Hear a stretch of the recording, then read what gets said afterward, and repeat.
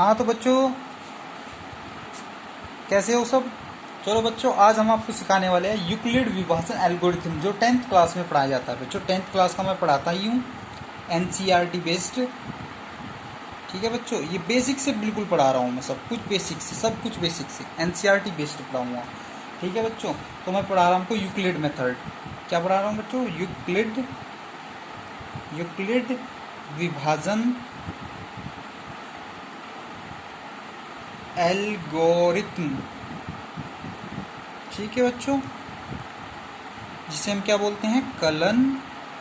Kiln विधि।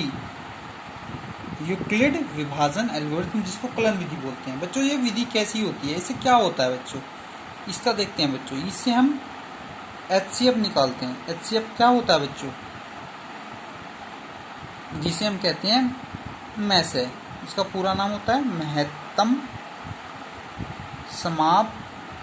समापवर्त्य। बच्चों सबने पढ़ा होगा, छोटी क्लासों में पढ़ाया जाता है। ठीक है बच्चों, तो इससे हम मैथ से निकाल सकते हैं, ये हमारी यूक्लिड विभाजन एल्गोरिथम थ्योरम के द्वारा। ठीक है बच्चों, तो बच्चों कैसे निकालेंगे? आज मैं सबसे बेस्ट तरीका लेकर के आया हूँ आपके लिए, आपको बिल्कुल बेस्ट तरीके से पढ़ाऊँगा।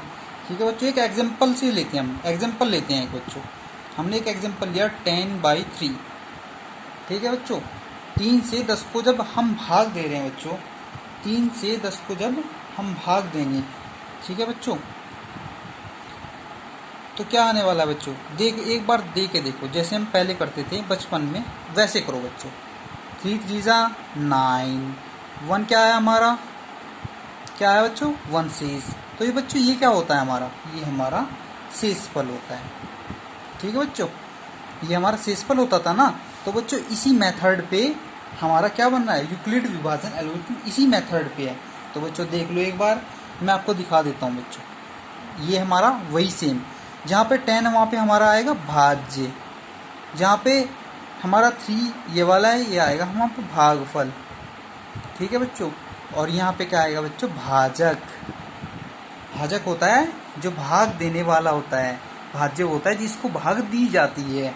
और जो बच्चों शेषफल आता है वो नीचे आता है। देखा है ना बच्चों, शेषफल जो आता है नीचे आता है। तो बच्चों एक बात बताओ, 3 की 3 में मल्टीप्लाई कर दूं मैं, तो ऐसे ही मैं यहाँ पे भी भाजक की भागफल में मल्टीप्लाई कर दूं। चलो बच्चों एक बार करके देखो, भाजक गुणा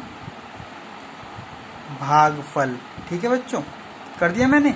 अब 3 की 3 में क्या आएगा बच्चों? 3 × 3 प्लस ये वाला शेषफल में जोड़ दूं तो कितना आएगा बच्चों? 3 3 9 प्लस 1, 9 प्लस 1 इक्वल टू कितना बच्चों? 10 आ रहा है ना 10।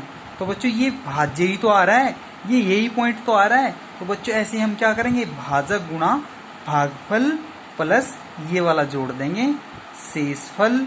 तो क्या आने वाला है बच्चों? अब हमारा आने वाला है बराबर, इधर लिख लो चाहे इधर लिख लो, कोई दिक्कत नहीं है, इधर बराबर लिख लो चाहे इधर लिख लो, यहाँ आएगा हमारा भाज्य। तो बच्चों ये क्या हो गया? यही हमारा यूक्लिड मेथड है, बस थोड़ा सा अलग है। देखते हैं बच्चों, जो हमारी बुक में दिखाया जाता है वो किस रूप में दिखाया जाता है बच्चों। उसमें क्या करते हैं हम? भाज्य को वहाँ पे क्या करते हैं बच्चों? भाज्य को तो हम A मान लेते हैं, वहाँ पे देखा होगा आपने, और यहाँ पे भाजक को B मान लेते हैं, और भागफल को Q मान लेते हैं, और बच्चों जो शेषफल होता है उसको R मान लिया जाता है। तो बच्चों वही है सब कुछ, B × Q, B की गुणा Q में और प्लस R। तो बच्चों आगे देखते हैं, अगले पेज पर जाकर देखते हैं बच्चों। ठीक है, इसको नोट डाउन कर लेना। चलो बच्चों इससे आगे चलते हैं। तो बच्चों यहाँ क्या हो गया हमारा? B की गुणा Q में और प्लस R, तो ये हो गया A के बराबर। ये भाजक, ये क्या हो गया हमारा? भाज्य, ये हमारा भाज्य, ये हमारा क्या बच्चों? B क्या है हमारा? भाजक, और ये गुणा में भागफल और प्लस में शेषफल। ये बच्चों वही तो है जो मैंने पहले पढ़ा है, ये वही है बस बच्चों। तो बच्चों हमारा आता है A = BQ + R। ठीक है बच्चों, तो बच्चों हमने क्या देखा था? हमने देखा था कि 10 को हम 3 से भाग दे रहे थे। 3 3 9 और 1 हमारा शेषफल आ रहा था। तो बच्चों शेषफल जो होता है ना, शेषफल जो हमारा आता है वो हमेशा भाजक से कम आता है, हमेशा भाजक से कम आता है। तो भाजक बच्चों हमने क्या माना था? भाजक हमारा क्या था यहाँ पे? वो था हमारा B।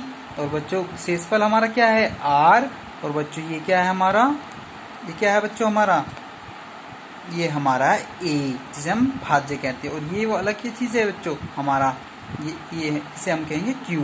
तो बच्चों जो हमारा आर है, जो हमारा आर है वो हमेशा कम होगा किससे बच्चों, बी से।